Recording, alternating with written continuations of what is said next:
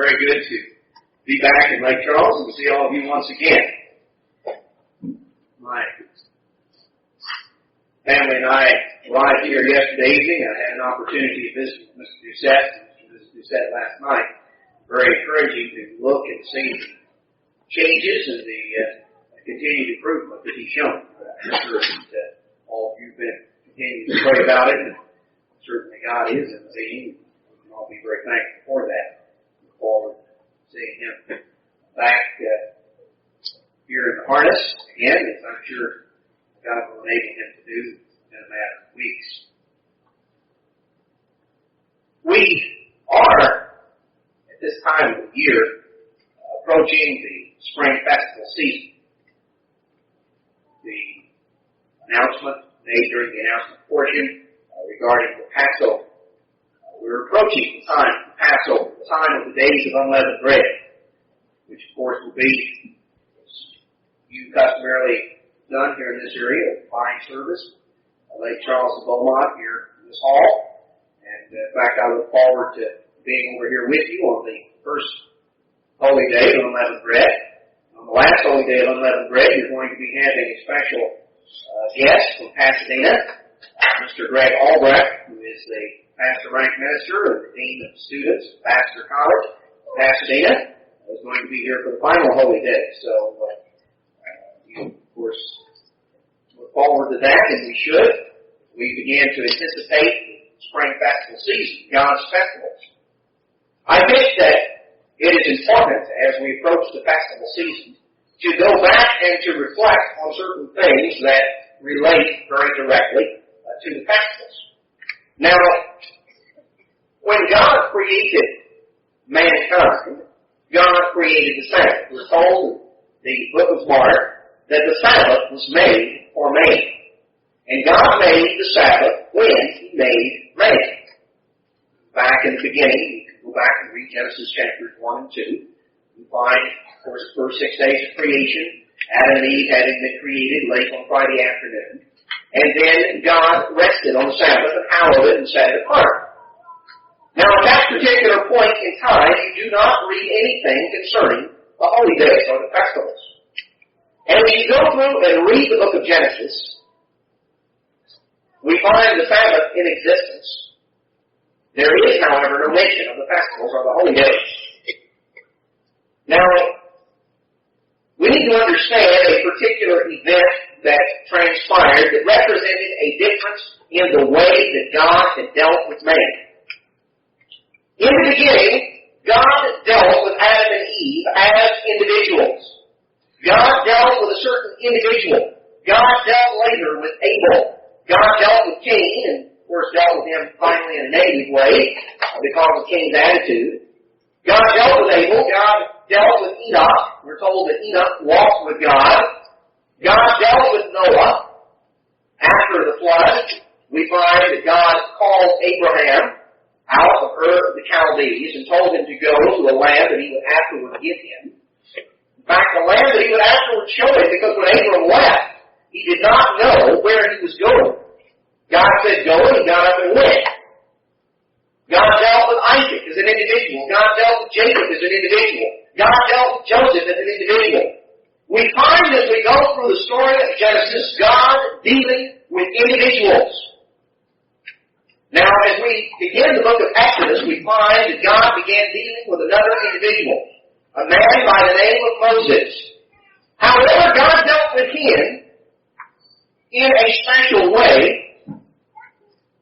God raised Moses up for a specific job to go back and to lead the children of Israel out of the land of Egypt. And you see Jacob's family, Jacob is one individual with whom God had dealt, had gone down into Egypt with his family, and over a period of several generations, the family had multiplied tremendously. Now, Jacob's children had grown great to a nation of multiple hundreds and hundreds of thousands of people. Now, God dealt with Moses and told Moses, I want you to bring the children of Israel out of Egypt. Now, that represented a change in the way that God dealt with man. Because you see, from that point forward, God began to deal not just with an isolated individual over here and an isolated individual over there. From that time forward, God began to deal with a group of people, a congregation, as it were. A congregation or a church. Ancient Israel is called, back in Acts chapter 7, the church in the wilderness. They were called the congregation of Israel. So God now began to deal with the church. If you want to read the beginning of the church, you go back and you read the first few chapters of Exodus, particularly around Exodus chapter 12, when God called Israel out of Egypt. Now, in Deuteronomy chapter 34 and verse 10, we read an interesting statement. There arose not a prophet fixed in Israel like unto Moses, whom the Eternal knew face to face. Now, God had up until the time of Moses dealt with individuals, and He had dealt with them on a face-to-face basis. He talked with Adam in the garden. He evidently talked directly with Cain and Abel. He walked with Enoch.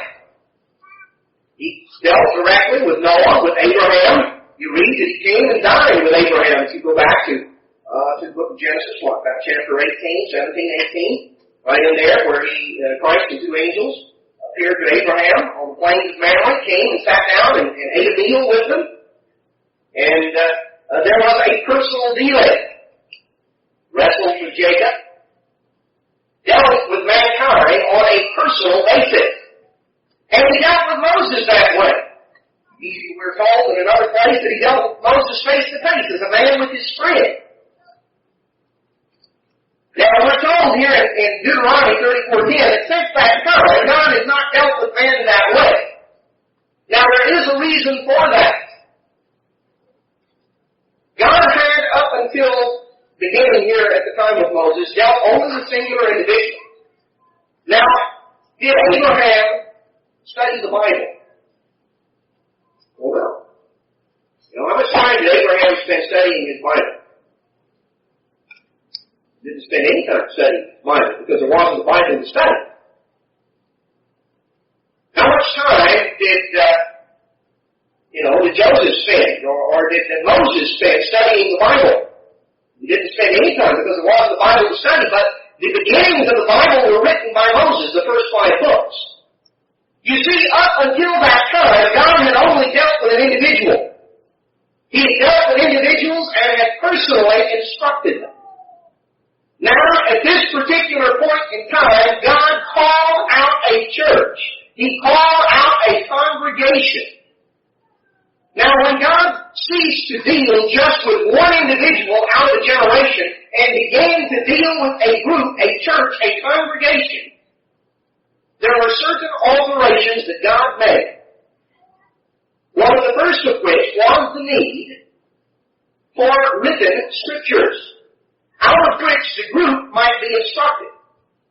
Because you see, when God was dealing with a group, there had to be organization, because God is not the author of confusion. When God is dealing with one individual and that individual alone, the organization is, God is here and you're here.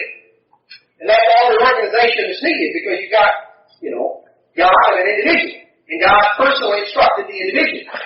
Now God began to call out a group, so the first thing God did was He organized. There was an organizational pattern that was set up.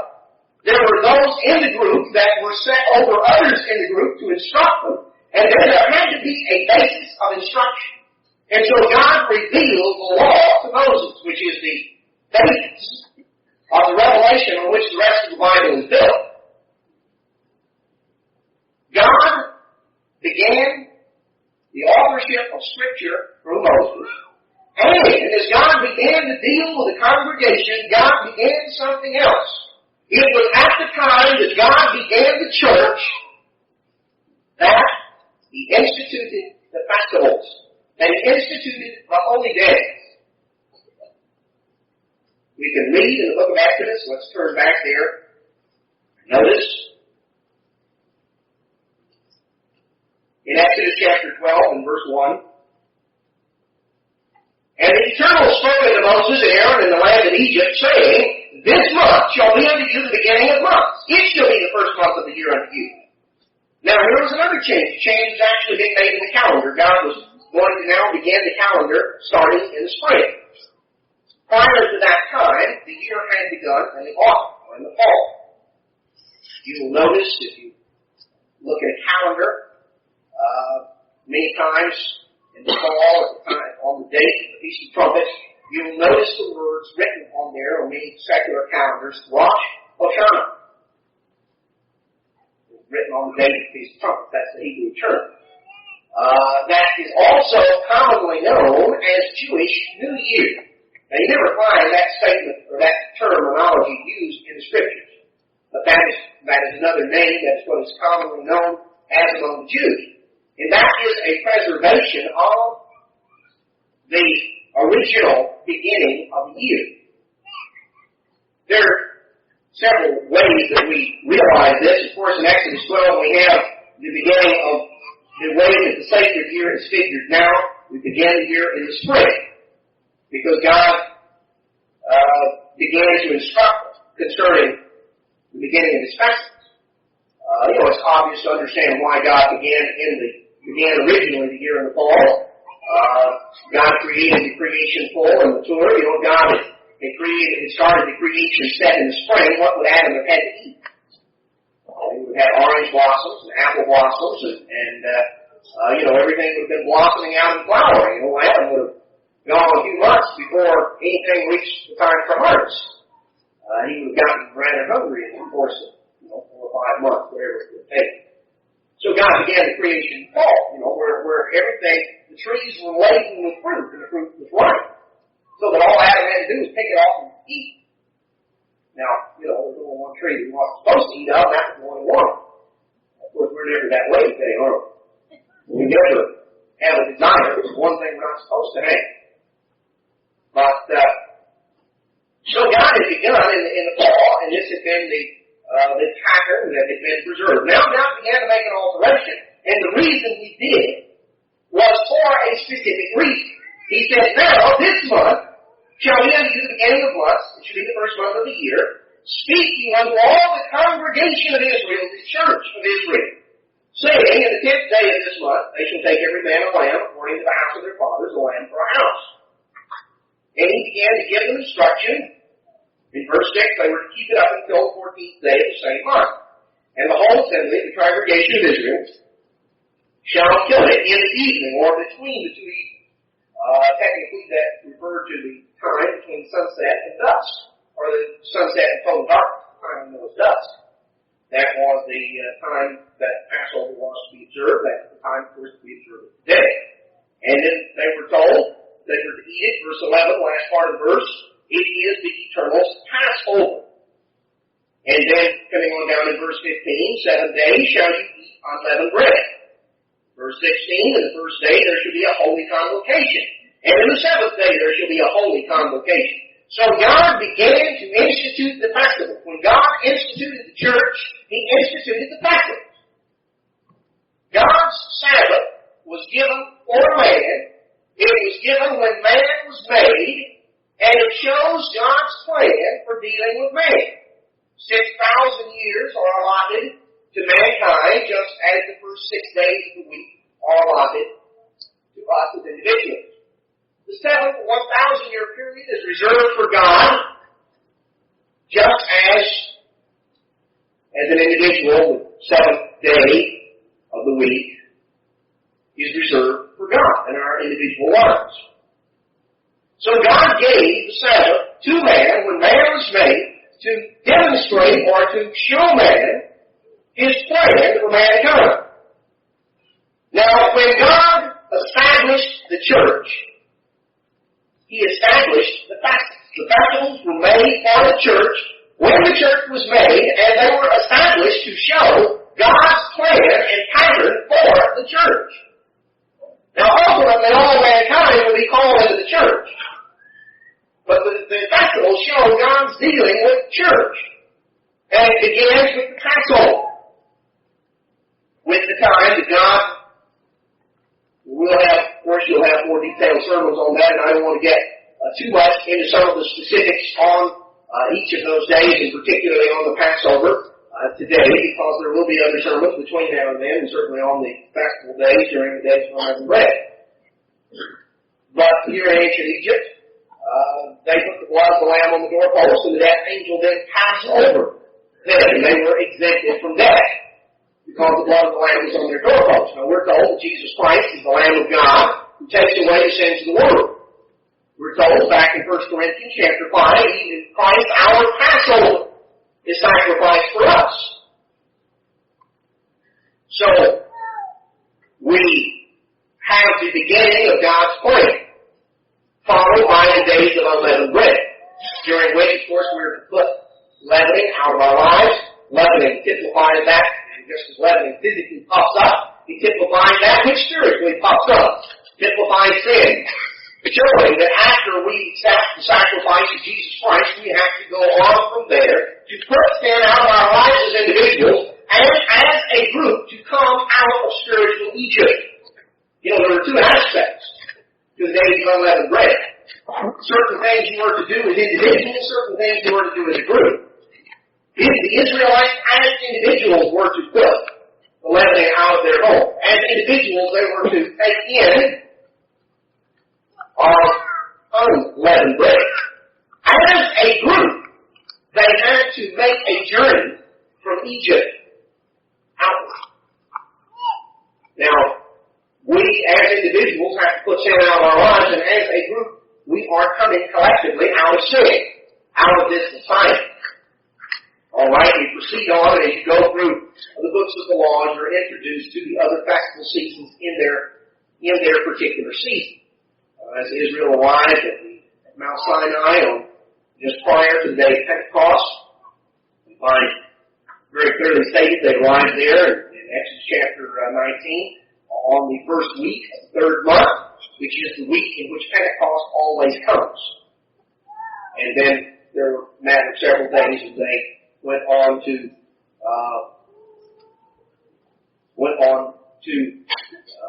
then receive the Ten Commandments to enter into the covenant with God. And Israel entered into a covenant with God. The basis of the covenant was that Israel told God all that the Eternal had said we will do. So Israel entered into a special relationship with God, a special covenant relationship. God was to be in the role of the husband, the protector, the provider. Israel was to be in the role of the wife. They were to be faithful. They were to obey God. Now, Israel did not continue in the covenant they made with God. If you remember the story, Exodus chapter 19, Israel came there in Mount Sinai. The Eternal proposed to Moses, who in turn proposed to the elders of the people, that God says, look, I brought you out of the land of Egypt, brought you unto myself. If you will continue in my word, if you will obey my voice and deed, I will be to you a God, and you should be to me a people. And if you will walk in my way, then I'll bless you. And Israel said, all that the Eternal has said we will do. And so then they were instructed to prepare themselves, to sanctify themselves, come and gather around the mount, and then in Exodus chapter 20, God spoke the words of the Ten Commandments, which were the basis of the covenant. The people were frightened, and they said, don't let God speak to us again. We're afraid of God.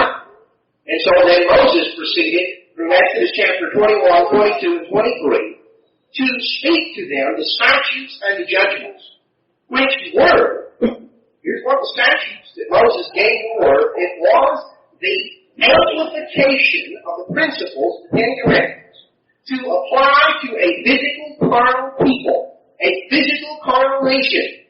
It was the amplification of those principles as it applied to them as a physical nation. Now we find in Matthew 5, 6, and 7 the amplification of the Ten Commandments as they apply to us as a spiritual people. Matthew 5, 6, and 7 answer to Exodus 21, 22, and 23. The beginning of the Old Covenant, the beginning of the New Covenant. 3 chapters of statutes that amplify the principles of the Ten Commandments. One for a physical people, the other for a spiritual people. Alright, after Moses had given the statutes to Israel, he went up into Mount Sinai to receive the Ten Commandments on tables of stone and to receive further detailed instructions from God. Now, as we proceed through chapter 24, 25, 26, 27, 28, 29, 30, 31, we find God instructing Moses in the mountain. And we also find something else going on, because as we get into Exodus chapter 32, we find that there had been a little bit of trouble brewing down below. In fact, we find that the people said, as for this man Moses, we don't know what happened to him. Perhaps he climbed up the mountain and had a heart attack or something. We don't know. He's gone way off somewhere. Now, he was gone for a period altogether 40 days.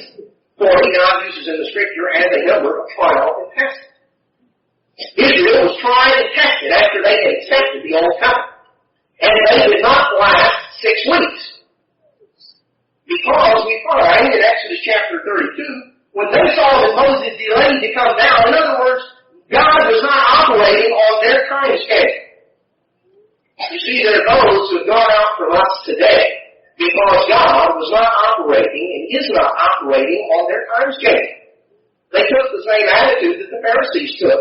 When Christ rebuked the Pharisees, he said, look, you're like little children playing your flute in the marketplace. And you say, we played and you haven't danced. In other words, you haven't danced to our tune. You haven't conformed to what we wanted you to do. There are those that have gone out from the church of God because God has not danced to their tune. God has not operated on their time schedule. Christ did not come back at the time they thought he should. And so they found themselves fulfilling the prophecy that is given. That if that servant shall say, my Lord delays his coming, and begins to smite his fellow servants, and eat and drink with the drunk, his Lord shall come in such a day that he thinks not, and cut him asunder, and give him his portion with hypocrites. So you can go back to some Christ specific statements on that back in Matthew 24. And rather precarious to think that God is going to operate on our time schedule. Well, Moses did not operate on their time schedule. You see, people get it mixed up. God doesn't answer to us, we answer to Him. God doesn't conform to us, we have to conform to Him. God has a time schedule and God calls the shots. We don't.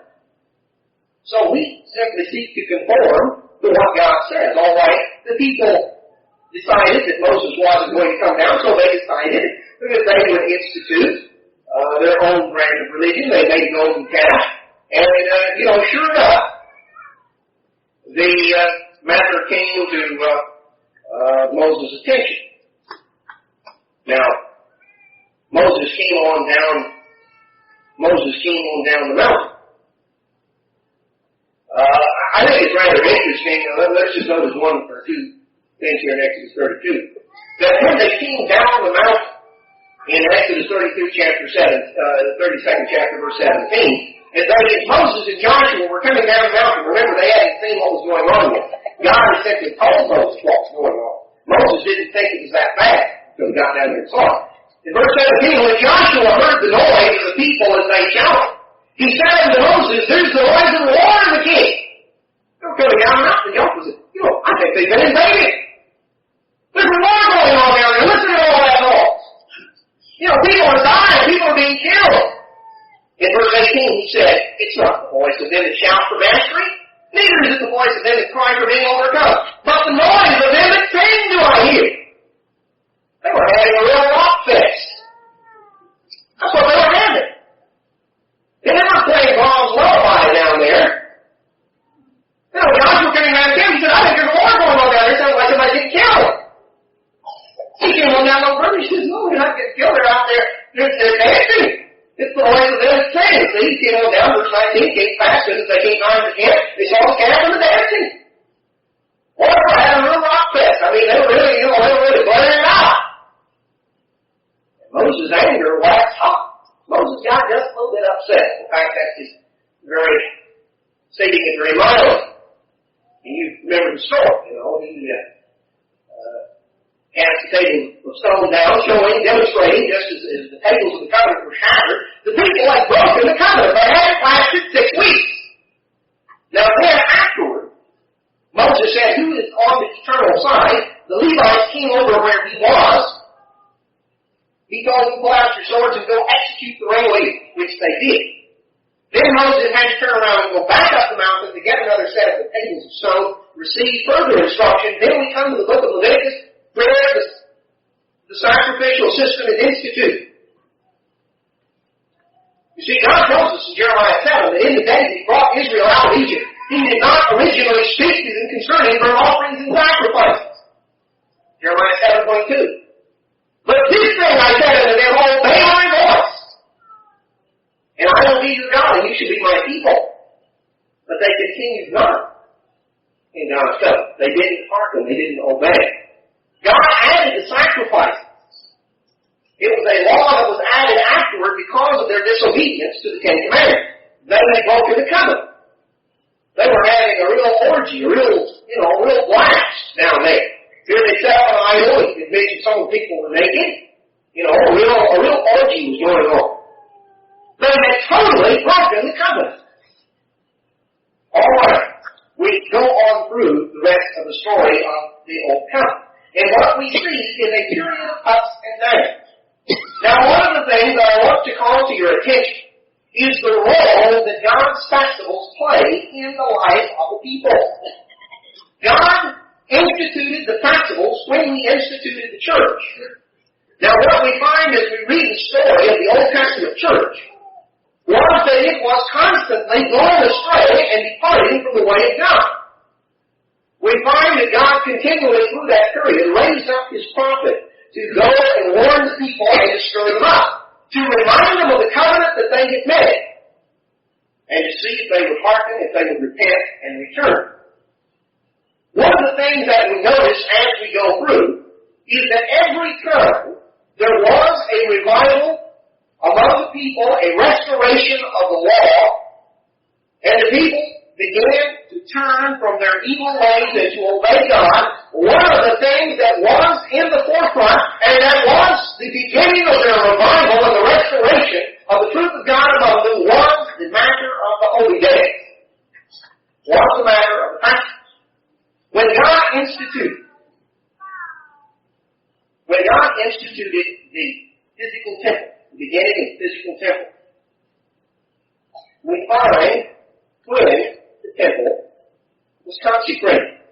When was it dedicated? In 2 Chronicles chapter 5, verse 1, thus all the work that Solomon made for the house of the eternal was finished, and Solomon brought in all the things that David his father had dedicated, and the silver, and the gold, and all the instruments, put he among the treasures of the house of God. Then Solomon assembled the elders of Israel and all the heads of the tribes and the chief of the fathers of the children of Israel unto Jerusalem to bring up the ark of the covenant of the eternal out of the city of David, which is Zion. Wherefore all the men of Israel assembled themselves unto the king in the feast, which was in the 7th month. Now what is the feast in the 7th month? Well, we all certainly ought to be familiar with that. We normally go to Big Sandy or to perhaps other locations. It is, of course, the Feast of Tabernacles. It comes in on the 15th day of the 7th month. So all the men of Israel assembled themselves unto the king in the feast, which is in the 7th month. And all the elders of Israel came, and the Levites took up the ark. And so they came in there. Verse 6, and King Solomon and all the congregation of Israel that were assembled unto him before the ark, and they went through and they did all their various, they offered the sacrifices. God went through and reiterated His covenant with Solomon, which He had made originally with David. And in chapter 7, verse 1, when Solomon had made an end of praying, the fire came down from heaven and consumed the burnt offerings and the sacrifices, and the glory of the eternal filled the house. And the priests could not enter into the house of the eternal because the glory of the eternal had filled the eternal house. And so they offered sacrifices in chapter 8, or in verse 8 rather, chapter 7. Also at the same time, Solomon kept the feast 7 days, and all Israel with him, a very great congregation from the entering of Hamath unto the river of Egypt. So, way up in the northern reaches, all the way down to the Nile River, Solomon's kingdom was greatly expanded. And in the 8th day, they made a solemn assembly. So they kept the Feast of Tabernacles for 7 days, and then the 8th day was a holy convocation, the last great day, just as we do today. God instructed in Leviticus 23. They kept the dedication of the altar 7 days and feast 7 days. And so then, on the 23rd day of the 7th month, which is the day after the last great day, the Feast of Tabernacles runs from the 15th day through the 21st day, the 7th month. The last great day is on the 22nd of the 7th month, and then on the 23rd day, in other words, the day after the feast, he sent them away. And glad and merry of heart for the goodness that the Eternal showed unto David and Solomon to Israel his people. So, we find a high point in the history of Israel as they had come together to observe the dedication of the house of God, and it was in conjunction with the Feast of Tabernacles, and it represented, and of course, as you go through the story, you find that God had instructed that all the Feast of Tabernacles, the people were to assemble themselves together, and that particularly, every 7 years, there was a specific thing, and this came on one of those sabbatical years. In Deuteronomy 31, verses 10 and 11, Moses had commanded them, saying, at the end of every 7 years, in the solemnity of the year of release, in the Feast of Tabernacles, when all Israel has come to appear before the Eternal your God in the place which ye shall choose, you shall read this law before all Israel in their hearing. Gather the people together, men and women and children, and your stranger that is within your gates, that they may hear, that they may learn and fear the Eternal your God, and observe to do all the words of this law. So we went through every 7 years. They had a special ceremony. You see, you had other people coming of age. You see, every 7 years you had a new group that was reaching a level of maturity that they went through and spent the entire festival reading the first 5 books of the Bible, and they read the whole thing through.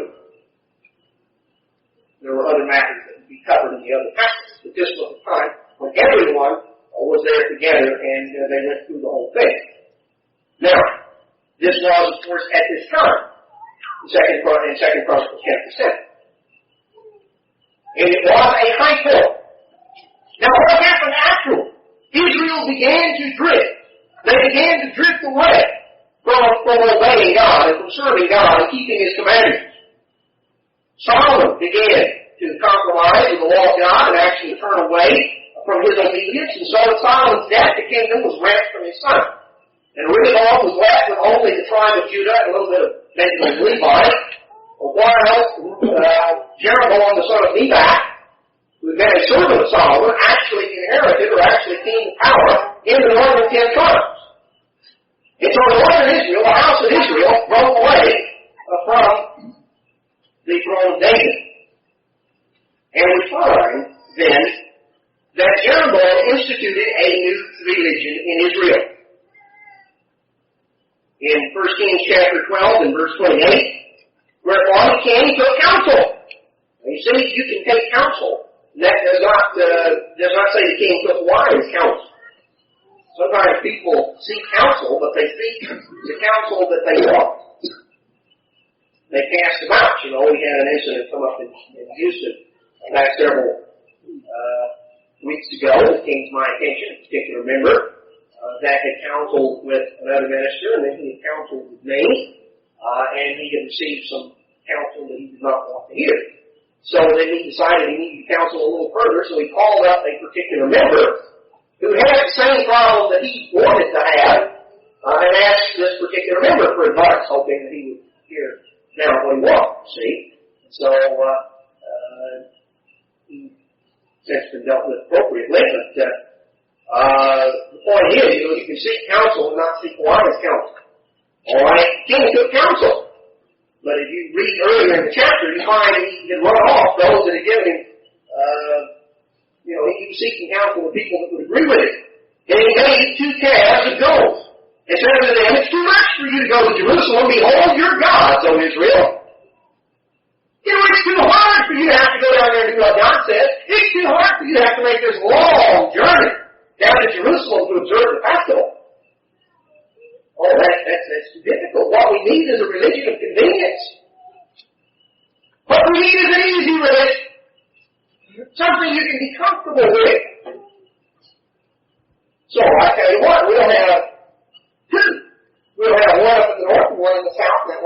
will have, a place that's convenient to him.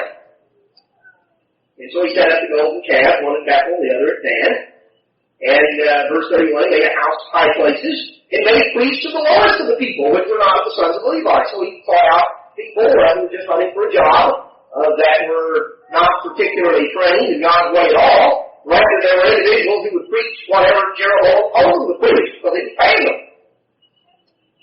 And let's notice what he did in verse 32. Jeroboam ordained a feast in the 8th month, on the 15th day of the month, right under the feast that is in June.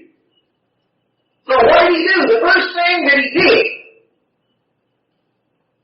was to get away from the festivals of God. He instituted a feast in the 8th month. Now, rather interesting story.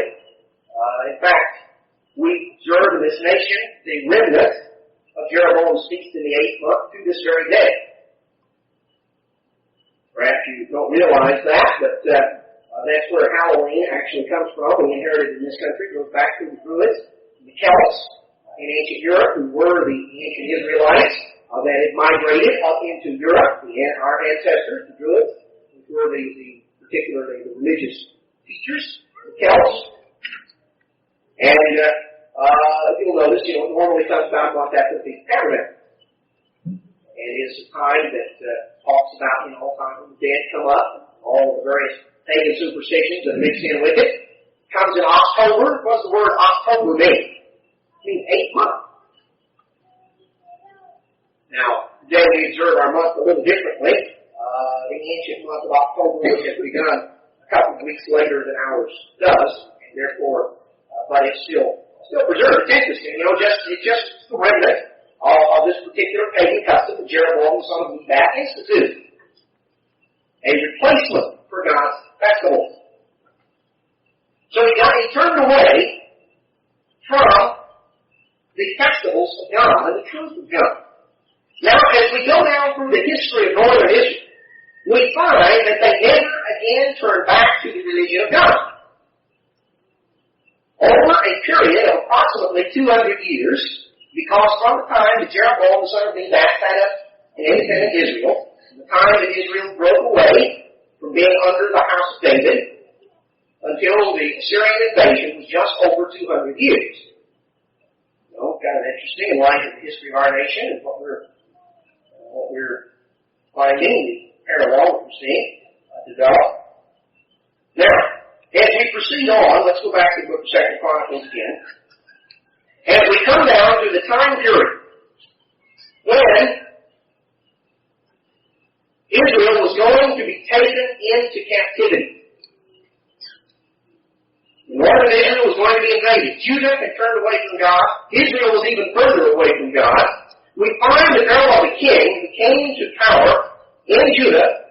He's recorded in 2 Chronicles chapter 29, a man by the name of Hezekiah. Hezekiah was 25 years old when he began to reign. 2 Chronicles 29:1. In verse 2, he did that which was right in the sight of the Eternal, according to all that David his father had done. In the first year of his reign, in the first month, he opened the doors of the house of the Eternal and repaired them, and brought in the priests and the Levites and gathered them together in the east court. And he said unto them, Hear me, you Levites, sanctify now yourselves, and sanctify the house of the eternal God of your fathers, and carry forth the filthiness out of this place. So the very first thing that they did was to begin to clean up the temple of God. Now the temple of God at this time was a physical temple. We're going to notice as we go on through the particular time period in which this was set. It was set right prior to the Passover. So Hezekiah gathered the people together. When Hezekiah came to power, he opened up the temple because it had been closed earlier. The Levites and the priests had been dispersed. So we find in verse 16, the priests went into the inner part of the house of the Eternal to cleanse it. And they brought out all the uncleanness that they found in the temple of the Eternal and the court of the house of the Eternal. And the Levites took it to carry it out abroad into the brook Kidron. And they began on the first day of the first month to sanctify. Now, the first day of the first month. Now, that was, of course, 2 weeks prior to the Passover. That's when they began to clean up the temple of God. We find that they began then to go through the various, down in verse 20, Hezekiah the king rose early and gathered the rulers of the city, went up to the house of the Eternal. They brought 7 goats and 7 rams and 7 lambs, and 7 he-goats for a sin offering for the kingdom and for the sanctuary and for Judah. And he commanded the priests, sons of Aaron, to offer them on the altar of the Eternal. In verse 25, he set the Levites in the house of the Eternal with cymbals, psalteries, harps, according to the commandment of David, and of Gad the king's seer, and Nathan the prophet, for so was the commandment of the Eternal by his prophet. So he instituted that they began singing the psalms. He organized the Levitical choir there, according to the instructions David had originally established. In verse 30, Hezekiah the king and princes commanded the Levites to sing praise unto the Eternal with the words of David, that's with the psalms, and Asaph the seer. You can go back and look, many of the psalms are written for Asaph. And they sang praises with gladness, and they bowed their heads in worship. So it was a reinstitution of the worship of God. Now let's notice what happened.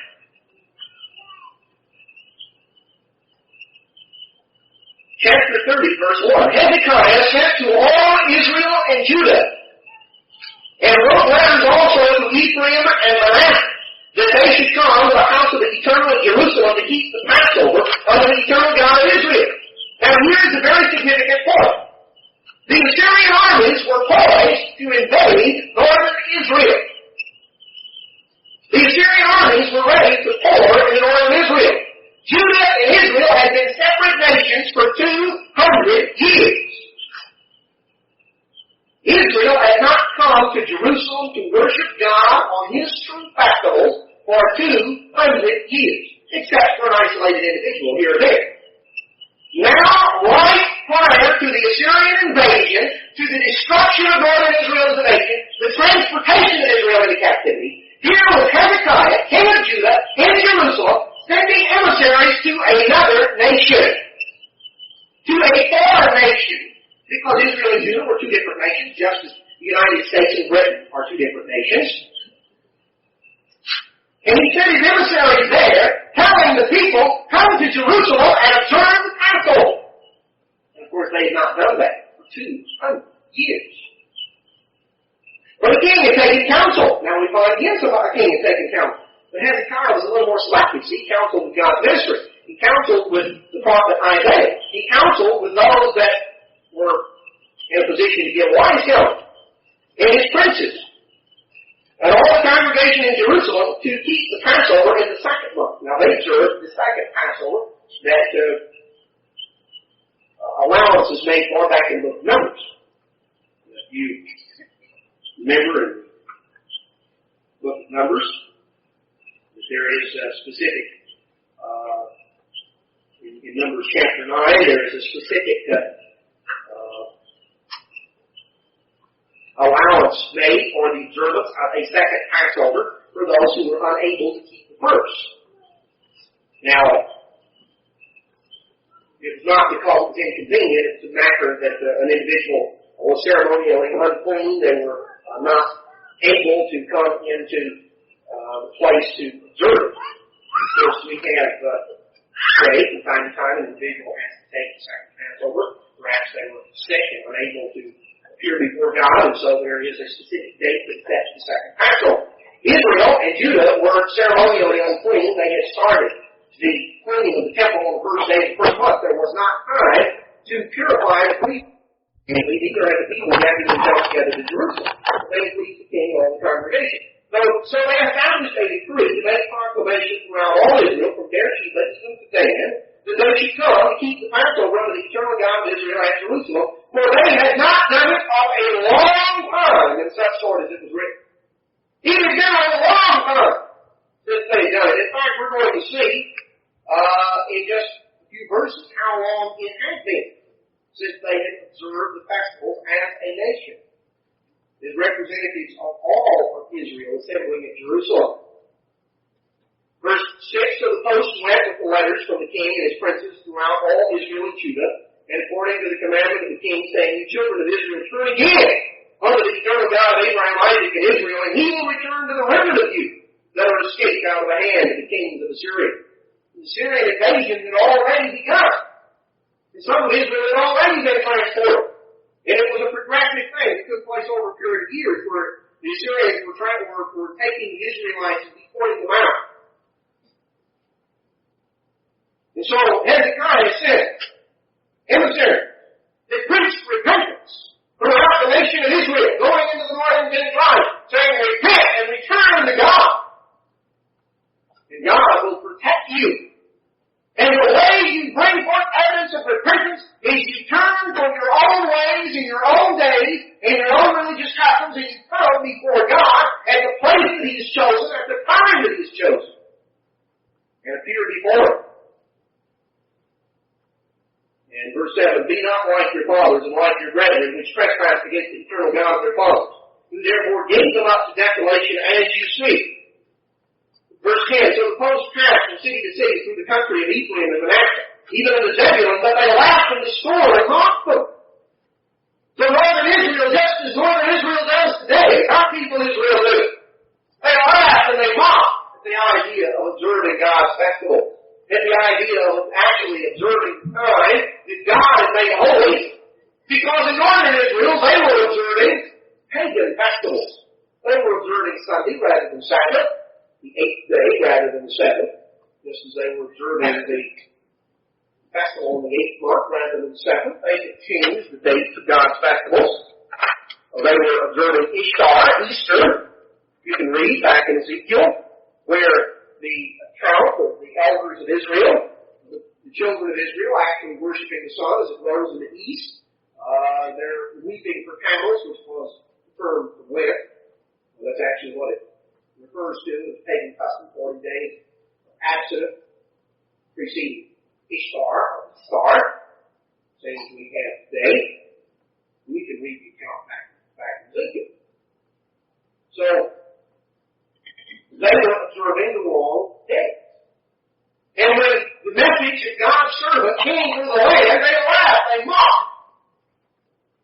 Verse 11, nevertheless, diverse or different ones, a handful of Asher and Manasseh and Zebulun, humbled themselves and came to Jerusalem.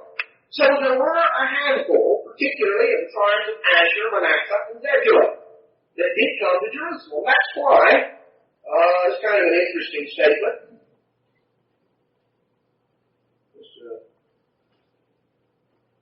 If you notice, let's just hold your place there. We'll be coming back. It's just a little inset. Notice Luke chapter 2.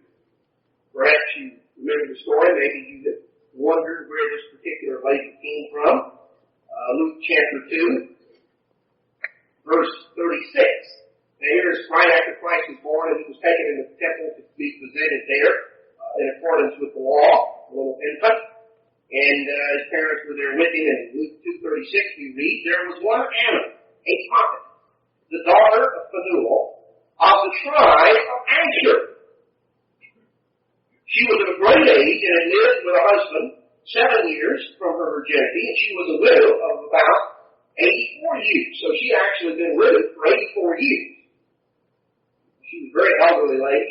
She'd been married for 7 years. Her husband died. So you figure, she was approximately 20 when she was married. She'd be 27 when she became a widow, and now she lived as a widow for 84 years. So she was obviously in excess of 100 years old, probably, 110, 112, 115, something like that. A very elderly lady. And she, we're told, was of the tribe of Asher. And she did not depart from the temple. She actually lived there in a little room that adjoined the temple, and served God with fastings and prayers night and day. And she came and,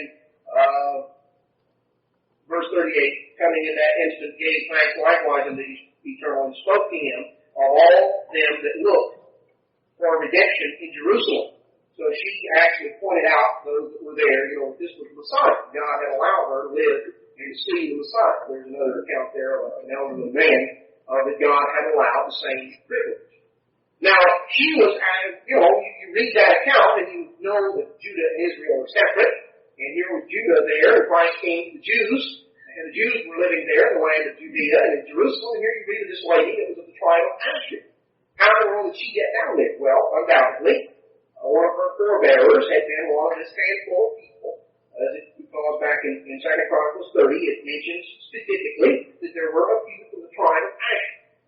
So this is where undoubtedly one of her forebearers had been in that group that had not gone into the captivity, rather had come down to Jerusalem to observe Passover.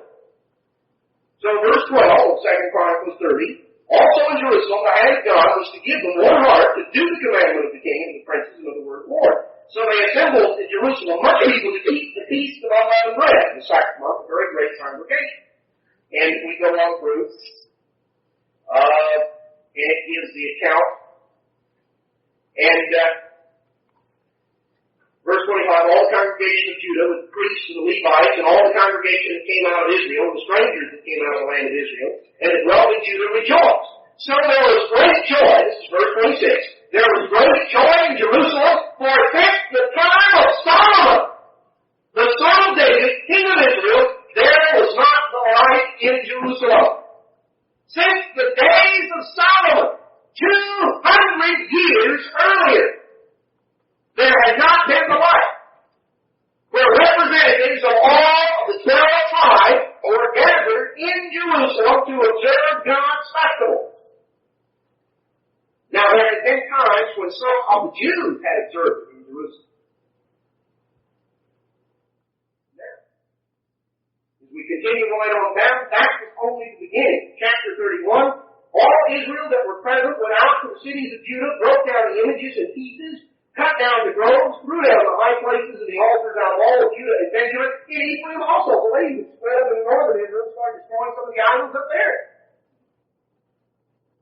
Until they had utterly destroyed them all. Now, continuing on down in verse 4, moreover, he commanded the people that dwelt in Jerusalem to give the portion of the priests and the Levites, that they might be encouraged in the law of God. So we find, as soon as the commandment came abroad, the children of Israel brought in abundance, the first fruits, corn, wine, oil, honey, and all the increase of the field, and the tithe and all things brought in abundantly. So what did Israel do? God turned them. How did God deal with the congregation of Israel, bring them to repentance? First, He turned them back to the knowledge of His festival. And they observed the festival. And then they proceeded to put in action in their lives the lesson of the days of unleavened bread. They began to go out and destroy the idols. They began to come. See, that's a part of bringing forth the evidence of repentance. To faithfully observe God's festival. To get rid of the idols. To begin to tithe to God. And so we find, verse 20, thus did Hezekiah throughout all Judah, and wrought that which was good and right and truth before the eternal God, and in every work that he brought began in the service of the house of God, and in the law, and in the commandments, to seek his God. He did it with all his heart and prospered. You could go on, we could go through the story of Hezekiah and how he became sick, and he trusted God for his healing, and he was healed and raised up, and how the Assyrian armies, having poured down from northern Israel into Jerusalem, or into Judea, surrounded Jerusalem, having conquered all of Judea, and how Hezekiah, instead of trying to institute perhaps and get a big army, how he simply took the letter that the king of Assyria had written, went into the temple, laid it out before God, and said, "Oh God in heaven, you see what this king has said. You see how he's challenged you. I call on you, the great God of the universe, to intervene and to avenge your people." And God sent an angel from heaven and destroyed the Assyrian army, wiped out a tremendous army of over 100,000 men, to where only the king was left. You can go through the story here in 2 Chronicles chapter 32, and also back in 2 Kings. How that in chapter 19, that there were actually 185,000 Syrian soldiers that were slain in that one night by the angel of God. And actually, that was on Passover several years later. So Hezekiah turned to God with all his heart. And the way he began was to clean up the temple, to begin to reinstitute the observance of God's festival, to exhort the people to get rid of the idols, to begin to tithe, to exhort the ministry of God, the priests and the Levites, to stand firm in the law of God. And God intervened for Hezekiah to delivered him, healed him, delivered the nation, and the Israelites, those few that heard the word and repented and came to Jerusalem and were at the right place at the right time were preserved, because while they were gone, the Assyrians poured in to northern Israel and carried the rest of the Israelites captive. And those who were in Jerusalem keeping peace stayed, protected. Those who had laughed them to scorn and stayed in northern Israel wound up besieged and taken into Assyria as captives. There is a very important lesson, being at the right place at the right time. Those who observed God's festivals were protected by God. They turned to God with their heart, and they walked with God. And God preserved that generation alive. But then in the aftermath of that, again, the people grew lax, and they grew familiar. And then through the reign of Manasseh, the son of Hezekiah, the temple was shut up. And the people ceased to obey God and to serve God and to keep His commandments. And then a period of about 50 years later, a whole generation later, we read in 2 Chronicles 34. There was a little boy that became king by the name of Josiah. He was 8 years old. 2 Chronicles 34:1. He began to reign, and he reigned in Jerusalem 31 years, and he did that which was right in the sight of the Eternal. And he walked in the ways of David his father, and declined neither to the right hand nor to the left. In the 8th year of his reign, while he was yet young, he was only 16 at that time, he began to seek God, the God of David his father. And in the 12th year, when he was 20 and assumed full power as king, you see up until age 20, there was a council of regency that would exercise power. But Josiah, at age 16, really began to seek God, began to study God's Word, and began to really try to obey God. And actually the man that was the teacher, his teacher was the high priest Hilkiah. You go back to the book of Jeremiah, you'll find that it was actually Jeremiah's father. Jeremiah, as a young teenager, about 3 or 4 years younger than Josiah, you know, we think of God's service as all being up in years, and yet the greatest period of revival the nation of Judah ever experienced was during the reign of King Josiah when he was 21 and Jeremiah was 17. God's king and God's prophet. And they literally turned the nation upside down for a generation. Now he began to seek God. And what is the first thing he did? Verse 4. They broke down the altars of Baalim in his presence, and the images that were on the high place. They were high above them. He cut down the groves and the carved images and the molten images. He broke in pieces and made dust of them. They strode them on the graves and then sacrificed upon them. So he just went through. The first thing he began to do was to purge out all the idols out of the way. And then he gave instruction. He gathered up money and instructed that they begin to repair the house of God. And in verse 9, when they came to Hilkiah, the high priest, they delivered the money that was brought into the house of God, which the Levites had kept. They kept the doors that gathered of the hand of Ephraim and Manasseh and all the remnant of Israel and all Judah and Benjamin, and they returned to Jerusalem. And they put it in the hand of the workmen that had the oversight of the house of God, gave it to the workmen that walked in the house of the Eternal to repair and to amend the house. So they began to clean up the temple, to repair the temple. In verse 14, when they brought out the money that was brought into the house of the Eternal, Hilkiah the priest found the book of the law of the Eternal given by Moses. So they actually rediscovered the book of the law, the Bible, that was buried back in the back of the temple. So they had not really had access to it. The priests had not been teaching out of it. They brought in the book of the law. They brought it in and read it before Josiah. And when he heard it, he rent his garments. He realized they were in worse trouble than he thought. Because, of course, they went through and they read the curses of Leviticus 26. And as he went through and realized what they stood in danger of actually going into captivity because of the things that God had prophesied for the transgression of the covenant. So Josiah turned to God and began to seek God. And because of that, God said that he would spare Judah and Jerusalem during Josiah's lifetime. In chapter 35, verse 1, moreover, Josiah kept the Passover under the Eternal in Jerusalem, and they killed the Passover on the 14th day of the first month. And he set the priests in their charges and encouraged them to the service of the Eternal. And he goes through and describes the Passover. Verse 17, the children of Israel that were present kept the Passover at that time and the Feast of Unleavened Bread 7 days. Verse 18, and there was no Passover like to that kept in Israel from the days of Samuel the prophet.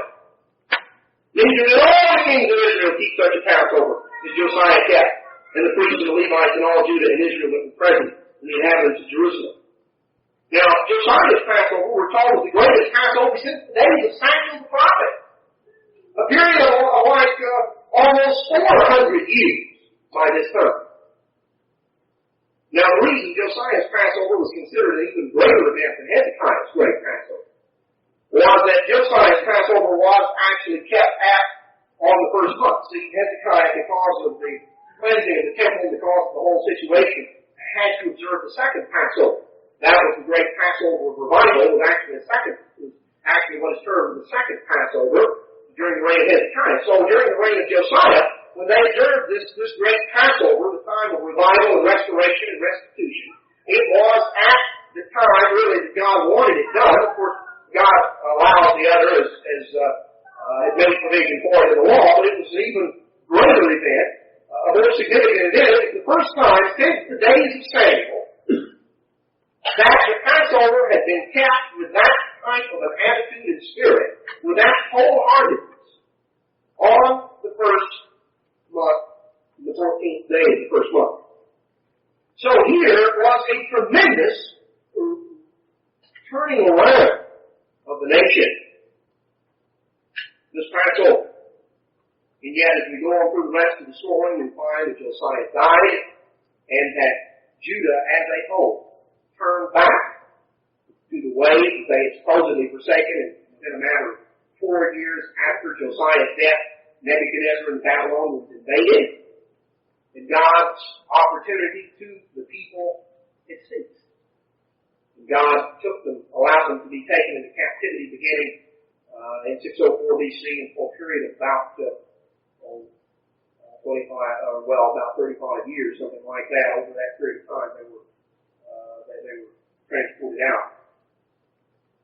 So, or about 20 years rather, they were actually 3 different invasions of the Babylonians. So, we find here that God's festivals played a major role in the revival and the restoration of the law of God. When the Jews were taken into captivity in Babylon, and they were there over a period of 70 years, and then they were finally allowed to return again. The festivals played a major role in the revival that took place. We can read, for instance, back in the book of Nehemiah, chapter 8. As Israel was regathered, or Jews, not actually Israel, but Jews, the house of Judah was regathered from Babylon. Because of their disobedience to God and their transgression of God's law, they were regathered, and they learned a certain lesson. In chapter 8, verse 1, all the people gathered themselves together as one man in the street. It was before the water gate, and they spoke unto Ezra the scribe to bring the book of the law of Moses, which the Eternal commanded to Israel. And Ezra the priest brought the law before the congregation, both men and women, and all that could hear with understanding upon the first day of the 7th month. That's the Feast of Trumpets. And he read therein before the street and before the water gate from morning till midday. And they were attentive unto the book of the law, and he stood upon a pulpit of wood, which they made for that purpose, very similarly to the way that we do today. He spoke and expounded the book of the law, verse 8. They read the book in the law of God distinctly and gave sense and called them to understand the reading. In other words, just as God's ministers do today, they read and they expounded and explained what the law meant. So, verse 16, the people went forth and brought them and made themselves food. See, here it comes to the time of the Feast of Tabernacles. And every one upon the roof of his house and upon in their courts and the courts of the house of God, in the street of the water gate, and the street of the gate of Ephraim. And all the congregation of them that were come out of the captivity made booths and sat under booths, for since the days of Joshua the son of Nun unto that day had not the children of Israel done so, and there was very great gladness. The latter part of verse 18, they kept the feast 7 days, and on the 8th day was a solemn assembly according to the manner. Here was the time of Feast of Tabernacles that we're told was the greatest Feast of Tabernacles, kept more closely to the exact instructions God had given. And it was the first time since the days of Joshua that the Feast of Tabernacles had been kept just exactly the way God wanted it kept, wholeheartedly by the people. Since the days of Joshua, brethren, do you realize you're talking of a period of over 800 years? God gave to the congregation of Israel His festivals to remind Israel, to remind the congregation, to remind the church of His plan, of the purpose that He was working out. And as the church kept mindful of the festivals of God and observed God's festivals with a whole heart, they obeyed the rest of the law and they received the blessings of God. As the congregation lost sight of the festivals and the importance of the festivals, they lost sight of the importance of obeying the rest of the law of God. They lost sight of the plan and the purpose that God was working out. And they began to depart. We can go back to the New Testament. And I see I don't have time to go through all that I have intended, but that's okay. We should continue at a later date. Well, we find the very specific instructions back in 1 Corinthians chapter 1.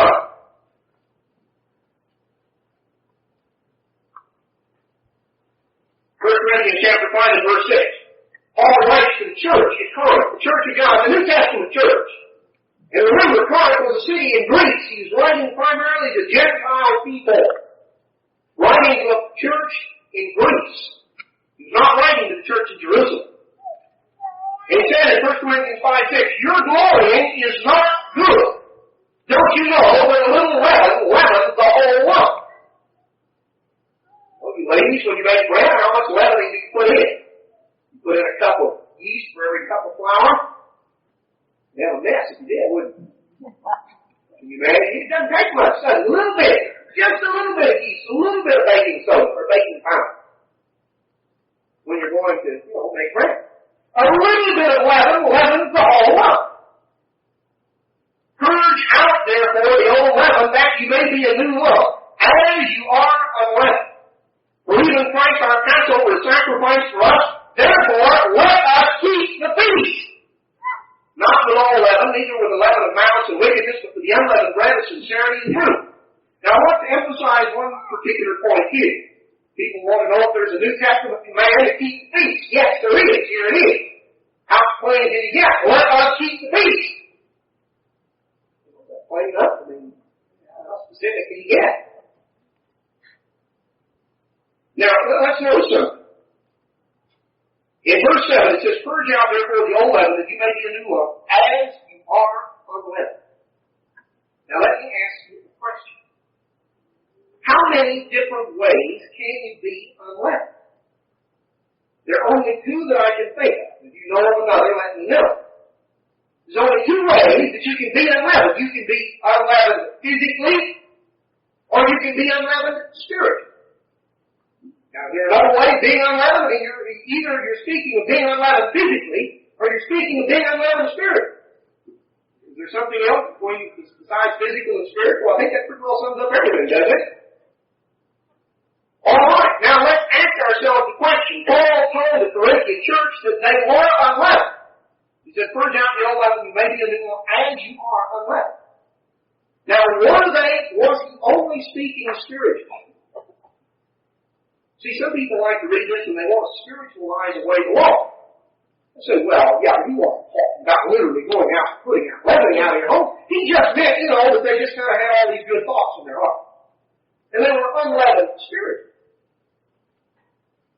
Well, let us ask ourselves the question, were the people in the Corinthian church spiritually unleavened?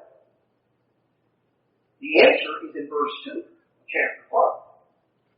And you are puffed up, and have not rather more, that he that is of the deep might be taken away from the world. What was their spiritual condition? Spiritually, they were puffed up. Spiritually, they were leavened. Right? Is that what he says in verse 2?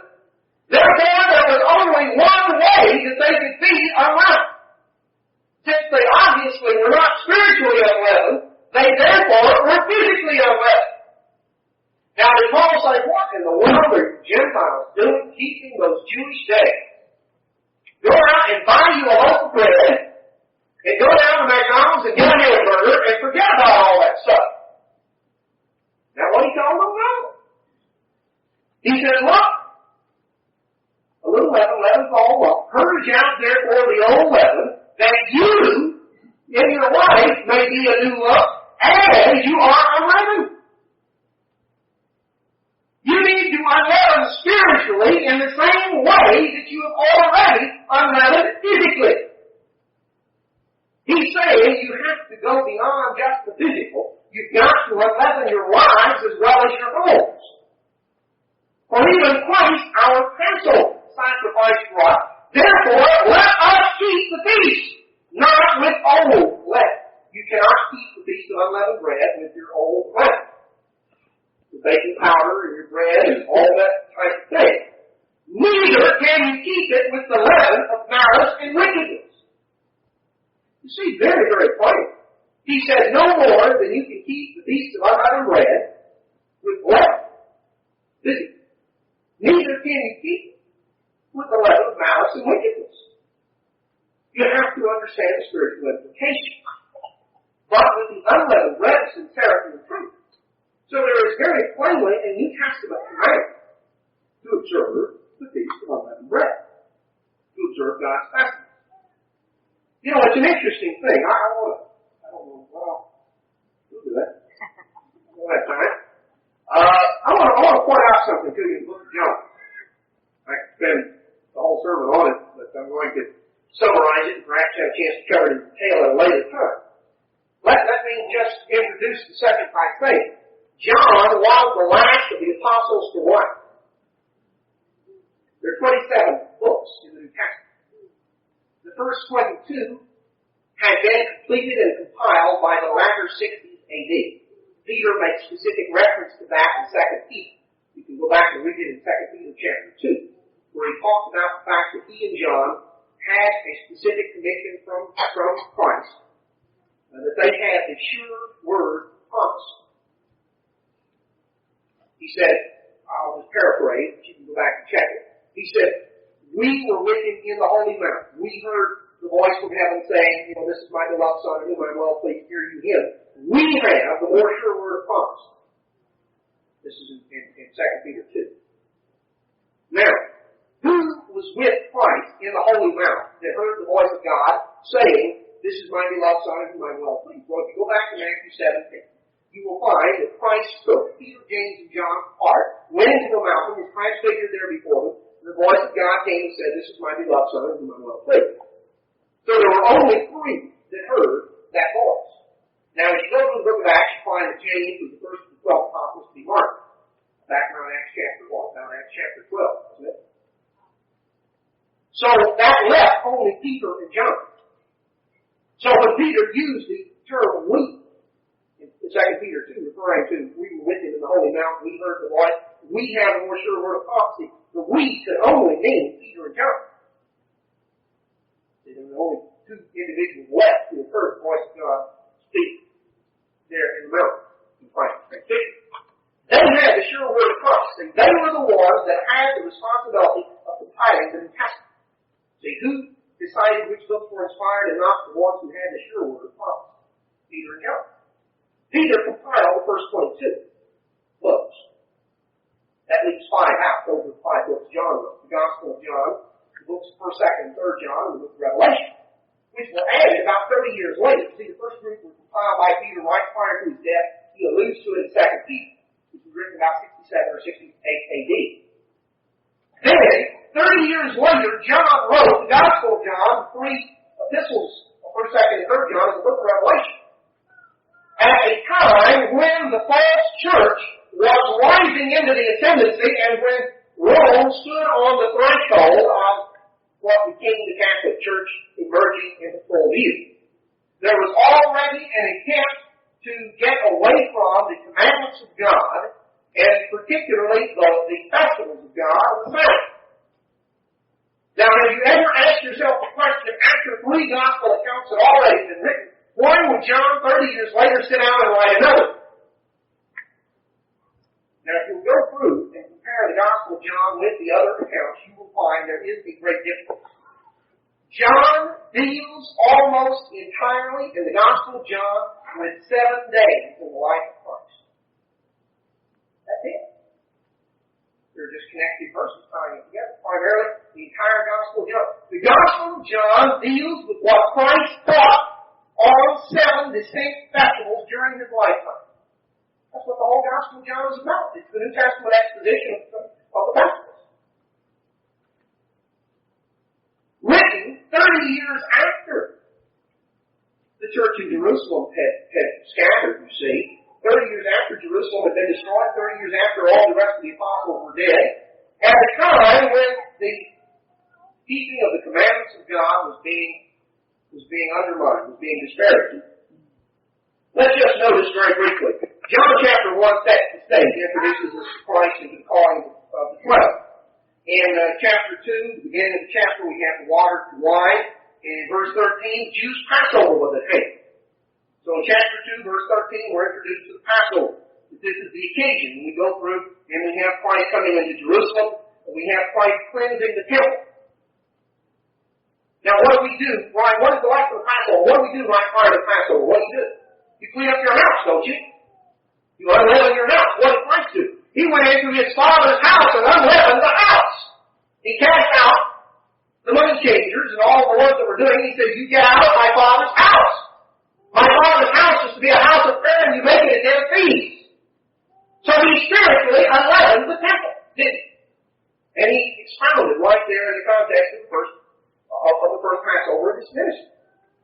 Now, as we go on, and then into chapter 3, he expounds to Nicodemus about being born again. He talks to him on down in the famous verse, chapter 3 of John 3:16. God so loved the world, he gave his only begotten Son. Whosoever believes in him should not perish, but have everlasting life. For God sent not his Son to the world to condemn the world through him might be saved. That's the message of the Passover, isn't it? Christ, our Passover, sacrificed for us. Christ is here during the days of unleavened bread. That's when he talked to Nicodemus, expounding the spiritual meaning of the Passover. Now as we continue on down in chapter 4, after this time, he was on his way through Samaria back up to Galilee. And we find him confronting the woman at the well in Samaria. Now, what was the time period? The time period was immediately prior to the day of Pentecost, just before Pentecost. And that can be demonstrated in verse 35 of John 4. Say ye not, there are yet 4 months, and then comes the harvest. Behold, I say to you, lift up your eyes and look on the field, they are white already for harvest. Now, the harvest was the 7th month, beginning of the 7th month. 4 months previous would be the beginning of the 3rd month. Pentecost always comes in the first week of the 3rd month. Oh. So he was speaking here at the Pentecost season. And what did he do? He instructed her. What did he tell the woman at the well? Verse 24, God is a spirit. They that worship him must worship him in spirit and truth. What did he say in verse 14? Whosoever drinks of this water that I give him shall never thirst. The water that I give him shall be in him a well of water springing up into eternal life. He talks about the Holy Spirit. See, all that time of Pentecost. Now, as we come on down, chapter 5, verse 1. After this, there was a feast of the Jews, and Jesus went to Jerusalem. Now, here he is in a particular festival. Now, it does not specifically mention what festival it was, but as we go through chapter 5, it becomes apparent. Jesus said, verse 21, as the Father raises up the dead and quickens them, even so the Son quickens whom he will. The Father judges no man, he's committed all judgment unto the Son. Verse 25, the hour is coming, and now is, when the dead shall hear the voice of the Son of God, and they that hear shall live. Verse 28, marvel not at this, for the hour is coming, in which all that are in the grave shall hear his voice, and shall come forth. He's talking with, here he is at the time of the Feast of Trumpets, and he's expounding about the resurrection, and about the time that when he's going to return to judge the world, and when the dead are going to be resurrected. So here he is going through expounding the meaning of the Feast of Trumpets. And then in chapter 6, verse 4, the Passover, Feast of the Jews was near. And Jesus went to the tithes, he saw the multitude, and we go through with the lesson of the loaves and the fishes. When Jesus Christ expounded in verse 35, he said unto them, I am the bread of life. Now we go through some things, Passover, And we talk about how the bread symbolizes Christ's broken body, broken for us. He goes through and expounds that in John 6. Verse 51, I am the living bread that came down from heaven. Verse 48, I am that bread of life. He's going through, this is during the days of unleavened bread. He's talking about the bread. He's talking about bread. He's talking about the bread of life. He's talking about imbibing Him. This is we imbibe unleavened bread. That symbolizes, taking in Jesus Christ, who is the epitome of sincerity and truth. All right? There is we've gone through Passover, Pentecost, trumpet, and another feast of unleavened bread. Now we come to chapter 7 to the Feast of Tabernacles. Verse 2, the Jews' Feast of Tabernacles was at hand. So we find, verse 14, about the middle of the feast, Jesus went up into the temple and taught. And in verse 19, he said, Moses gave you the law, yet now you keep the law. In verse 24, judge not according to the appearance, but judge righteous judgment. This is during the Feast of Tabernacles. What's the Feast of Tabernacles picture? It pictures the time when the saints are going to rule and judge the world under Jesus Christ. We're not going to judge according to the appearance, we're going to judge righteous judgment. Now in verse 37, in the last day, that great day of the feast. Now we come to the last great day. So we've been through a Passover, a Pentecost, trumpets, another Feast of Unleavened Bread, Feast of Tabernacles. Now we come to the last great day, sixth festival mentioned, and Christ began to speak of the time, if any man thirst, let him come unto me and drink. See, right now, no man can come unto the Father except the Spirit, and no man can come to the Son except the Spirit of the Father is drawing him. But on the last great day, if any man thirst, he'll be able to come and drink. All will be called at that time. And he went through and spoke about the time when the Holy Spirit was going to be given to all mankind during the time of the last great day. And as you proceed on, as you just go right on, this was the evening portion that began the last great day. Chapter 8, verse 1, Jesus went into the Mount of Olives, verse 53 of chapter 7. Every man went into his own house. Next verse, Jesus went into the Mount of Olives, and early in the morning he came again to the temple. This is the daylight portion of the last great day. And as you go down through chapter 8, if you just read chapter 8, 9, 10, consecutively, if you just go down through it, you will find that all of the events of chapter 8, 9, and 10 occurred on the same day. The daylight portion of the last great day, you just have to read it down consecutively. Christ removed blindness from the man who was blind, just as He's spiritually going to remove blindness from the eyes of all people at the time of the last great day. The woman taken in adultery was brought to Him for judgment, and how did He deal with her? He dealt with her the same way He will deal with all mankind when they come before Him at the time of the last great day. He will say to them as they stand there under sentence of death, go and sin no more. Go through and expound the spiritual meaning. Then, as you go all the way down through chapters 7, 8, 9, and 10, he brings out even down in verse 14, I am the good shepherd, know my sheep, and am known of mine. We're His sheep now, see, the sheep of His pasture. As the Father knows me, even so I know the Father, and I lay down my life for the sheep, and other sheep I have which are not of this fold. See, ultimately, all mankind is going to be called at the time of the last great day. Then also I must bring, and they shall hear my voice, and there shall be one fold and one shepherd. That will be accomplished at the time of the last great day. So Christ, expounds, and John records it for us all the way through. Then, in chapter 11, verse 55, and the Jews' Passover was near at hand. That brings us to the seventh festival, and the rest of the book of John, the rest of chapter 11, 12, 13, 14, 15, 16, 17, 18, 19, 20, 21, deals with the last Passover of the life of Jesus Christ, focusing in on detail. John spent the whole gospel account going through the teachings of Christ on 7 festival occasions, preserving for the church the record of the spiritual amplification of each of the festivals. So we're very clear as we go through the festivals. We see that number one, the festivals were given when the church was instituted. Given to teach the church the plan that God has for it. We find that the festivals played a major role in revival and restoration of the law, of the truth of God, in the congregation, in the church, throughout the Old Testament period. And the only time the people were close to God and received God's blessing and were walking with God was when they turned with their whole heart to God, and they did it in the context of the festival. We find in the New Testament there is a very specific commandments to us today. We find that the command that Jesus Christ kept the festivals in John 11 over 60 years after Jesus Christ had been crucified, resurrected, and ascended into heaven, emphasized to the church that the festivals were to be kept. Now, it is an interesting thing. If we go through the book of John, we find an emphasis on the church, on Christ's teaching on the festivals. John died in Ephesus, there in northern Asia Minor, modern-day Turkey. We find a generation later, after the death of the Apostle John, there was a controversy that arose that is preserved for us in a book called Eusebius' Ecclesiastical History. He was a Catholic historian that was a contemporary of the Emperor Constantine, who made the Catholic religion the official religion of the Roman Empire. And Eusebius writes an interesting story.